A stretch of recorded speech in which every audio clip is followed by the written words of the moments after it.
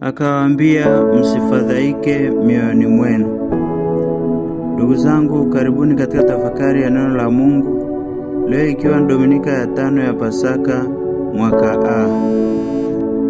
Ujumbe wa leo ni Kristo mfufuka analeta umoja na kuondoa hofu na mkato wa tamaa.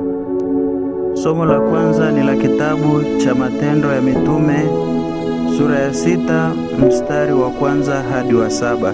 Tusikilize somo. Siku zile wanafunzi walipokuwa wakiongezeka hesabu yao, palikuwa na manung'uniko ya Wayahudi wa Kiyunani juu ya Waebrania, kwa sababu wajane wao walisauliwa katika huduma ya kila siku. Wale tenashara wakawaita jamii ya wanafunzi wakasema, haipendezi sisi kuliacha neno la Mungu na kuhudumu mezani.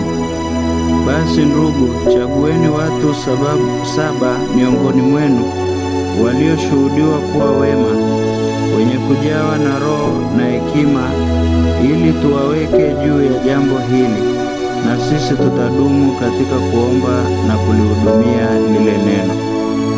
Neno hili likapendeza machoni pa mkutano wote.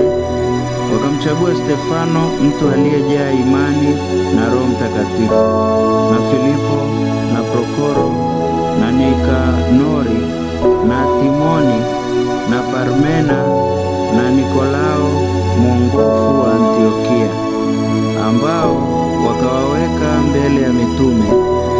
Na walipokwisha kuomba, wakaweka mikono yao juu yao. Neno la Mungu likaenea, na hesabu ya wanafunzi ikazidi sana katika Yerusalemu. Jamii kubwa ya makuhani wakaitii ile imani. Neno la Bwana. Tumshukuru Mungu. Somo la pili ni la waraka wa kwanza wa Mtume Petro kwa watu wote, sura ya 2 mstari wa 4 hadi wa 9. Tusikilize somo. Mwendee yeye jiwe lililo hai, lililokataliwa na wanadamu, bali kwa Mungu ni teule lenye heshima. Ninyi nanyi kama mawe yaliyo hai, mmejengwa muwe nyumba ya Roho, ukuhani mtakatifu, mtoe dhabihu za Roho zinazokubaliwa na Mungu kwa njia ya Yesu Kristo. Kwa kuwa imeandikwa katika maandiko, tazama naweka katika Sayuni jiwe kuu la pembeni, teule lenye heshima, na kila amwaminie hata tahayarika.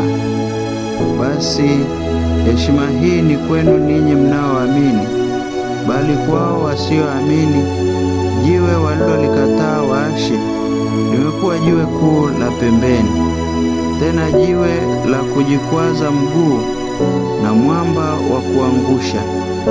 Kwa maana kujikwaza kwa neno lile wasiliamini, nao waliwekwa kusudi wapate hayo. Bali ninyi ni mzao mteule, ukuhani wa kifalme, taifa takatifu, watu wa milki ya Mungu, mpate kuzitangaza fadhili zake yeye aliyewaita mtoke gizani mkaingie katika nuru yake ya ajabu. Neno la Bwana. Tumshukuru Mungu. Na somo la Injili ni Injili ya Yohane sura ya 14 mstari wa 1 hadi wa 12. Tusikilize somo. Yesu aliwaambia wafuasi wake, msifadhaike mioyoni mwenu, mnamwamini Mungu, niaminini na mimi. Nyumbani mwa Baba yangu mna makao mengi, kama sivyo ningaliwaambia, maana naenda kuandalia mahali. Basi mimi nikienda na kuandalia mahali, nitakuja tena niwakaribishe kwangu, ili nilipo mimi nanyi muwepo, nami niendako mwaijua njia. Tomaso akamwambia, Bwana, sisi hatujui uendako, nasi twaijuaje njia? Yesu akamwambia, mimi ndimi njia na kweli na uzima, mtu haji kwa Baba ila kwa njia ya mimi. Kama mngalinijua mimi, mngalimjua na Baba. Tangu sasa mnanijua, tena mmemwona. Filipo akamwambia, Bwana, utuonyeshe Baba yatutosha.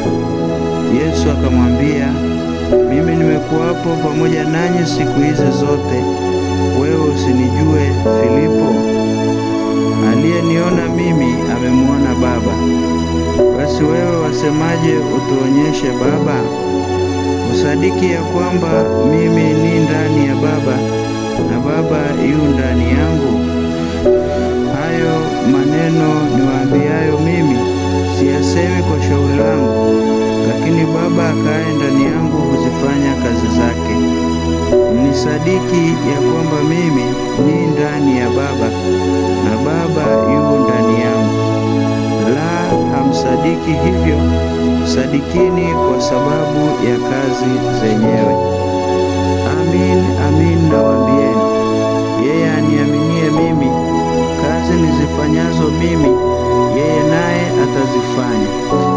Naam, na kubwa kuliko hizo atafanya, kwa kuwa mimi naenda kwa Baba. Neno la Bwana. Sifa kwako, e Kristo. Ndugu zangu, katika somo la kwanza tunaona jinsi tenashara walivyoweza kumaliza mgawanyiko wa ndani ulioibuka kati ya Wakristo wa kwanza. Mgawanyiko huo ulisababishwa na manung'uniko ya Wayahudi wenye asili ya Kiyunani dhidi ya wale wenye asili ya Kiebrania, kwa sababu wajane wao walisahauliwa katika huduma ya kila siku. Tenashara, kwa nguvu ya Kristo mfufuka, wanawachagua watu 7 miongoni mwa wafuasi wengi kuwasaidia katika huduma za kila siku. Jambo hili linaleta umoja na mshikamano miongoni mwa Wakristo na kuondoa kabisa sumu iliyoleta migawanyiko miongoni mwao. Somo la Injili ya leo linaeleza jinsi Bwana wetu Yesu Kristo mfufuka anavyowatia moyo na kuwaimarisha wafuasi wake waliojawa na wasiwasi na mkato wa tamaa baada ya Yesu kutabiri juu ya mkano wa Petro na juu ya kuondoka kwake. Kiini cha hotuba hii ya Yesu ni kuonyesha kuwa hata baada ya yeye kuondoka kwa namna ya mwili, bado anabaki kuwa msingi wa matumaini yao. Yesu anawaambia wafuasi wake wasifadhaike mioyoni mwao, kwa kuwa anaenda kuwaandalia makao ili waungane tena. Jambo hili linaleta matumaini makubwa kwa wafuasi wake, kwani wanatambua kuwa hata baada ya kuondoka kwake Yesu, yeye anaendelea kuwa nao na atakuwa nao kwa umilele wote, yaani daima hawapo wenyewe. Yesu pia katika Injili ya leo anajitangaza kuwa yeye ni njia, ukweli na uzima. Kwa tamko hili, Yesu anatutaka kuelewa kwamba yeye ndiye kila kitu katika maisha yetu. Yeye ni jibu la hofu, mashaka, wasiwasi, mkato wa tamaa, taabu na changamoto mbalimbali katika maisha yetu. Kwa maneno mengine, katika hali zetu ngumu, tumkimbilie Kristo mfufuka tukimwomba atusaidie, kwani yeye ndiye awezaye kutupatia msaada wa kweli na wa kudumu katika mapito yetu. Katika somo la pili, Mtume Petro anawaalika Wakristo kumwendea Kristo mfufuka, akimuita jiwe au jabali lililokataliwa na wanadamu, bali kwa Mungu ni teule na lenye heshima. Kristo kweli ni jiwe imara, kwani ameshinda dhambi na mauti kwa ufufuko wake. Mwaliko wa Petro kwa Wakristo kumwendea Yesu unatokana na imani na tumaini kubwa alilonalo yeye mwenyewe kwa Kristo mfufuka. Katika Dominika ya leo tunajifunza mambo matatu yafuatayo. Jambo la kwanza ni kutumia mazungumzo yenye busara kutatua migogoro na migawanyiko katika jamii yetu. Ndugu zangu, katika somo la kwanza tumeona jinsi mitume wa Yesu walivyotatua tatizo la mgawanyiko ndani ya jumuiya ya Wakristo kwa hekima na busara. Tunaambiwa kuwa waliitisha mkutano, yaani mazungumzo baina ya jamii ya wanafunzi. Katika maisha yetu, mambo ya kupishana kauli, kutoelewana na migawanyiko hutokea wakati fulani.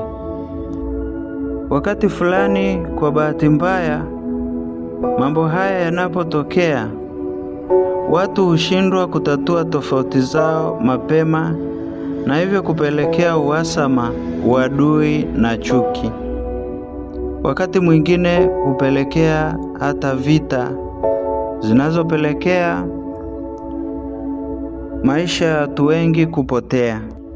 Leo hii tunajifunza kutoka somo la kwanza kuwa ni vyema kutatua tofauti na mpishano wetu pale unapotokea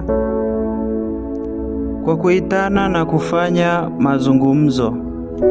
Ndugu wapendwa, ni pale tenashara walipowaita wafuasi ndipo walipoweza kutatua manung'uniko yaliyokuwamo kati yao. Hivyo leo tunaitwa kutumia njia ya hekima ya kimazungumzo kutatua dosari na migogoro au migawanyiko katika jamii yetu. Jambo la pili tunalojifunza, Kristo ni tiba ya mahangaiko yetu. Ndugu zangu, katika maisha yetu tunakumbana na mahangaiko, changamoto na magumu mara kwa mara. Mengine hutufanya wakati mwingine kukata tamaa au kuingiwa na wasiwasi, uoga, mashaka na huzuni. Masomo ya leo yanatuelekeza nini cha kufanya pindi tunapokuwa katika magumu. Katika somo la pili, Petro mtume anatushauri kumkimbilia au kumwendea Yesu aliye jiwe lililo hai, teule na lenye heshima mbele ya Mungu. Tena katika somo la Injili, Bwana wetu Yesu Kristo anatualika akituambia tusifadhaike, kwa kuwa yeye ndiye njia, ukweli na uzima, na kwamba yupo pamoja nasi siku zote. Hivyo ndugu zangu, leo tunaalikwa kutambua kuwa katika mahangaiko ya maisha yetu, katika nyakati ngumu, katika shida, taabu, mateso, hali za wasiwasi, uoga na huzuni, tunaye kimbilio, tunaye Yesu jiwe hai, aliye njia, ukweli na uzima. Daima tumkimbilie yeye katika sala, naye atatupatia msaada wa kweli na wa kudumu. Ndugu zangu, jambo la tatu tunalojifunza kutokana na masomo ya leo ni umuhimu wa ushirikiano katika kanisa. Katika somo la kwanza tumeona jinsi mitume au tenashara walivyotatua manung'uniko kwa kuwateua mashemasi 7 kwa ajili ya huduma. Tenashara wanaweka mgawanyo wa kazi kwa kuwapangia mashemasi hao 7 kushughulika na shughuli za huduma za mezani, ili wao wabaki na shughuli za kuomba pamoja na kuhubiri. Katika hili tunajifunza kuwa upo umuhimu mkubwa wa kushirikiana katika kulijenga kanisa la Mungu. Kila mmoja wetu ana umuhimu mkubwa, tena ana mchango wa kuchangia katika kanisa. Kumbe basi, wewe baba, wewe mama, kaka, dada, unaitwa kutumia vipaji ambavyo Mungu amekujalia kwa hali na mali kulijenga kanisa la Mungu. Tafakari na Padri Faustin Herman Emil CSSP. Akawaambia, msifadhaike mioyoni mwenu.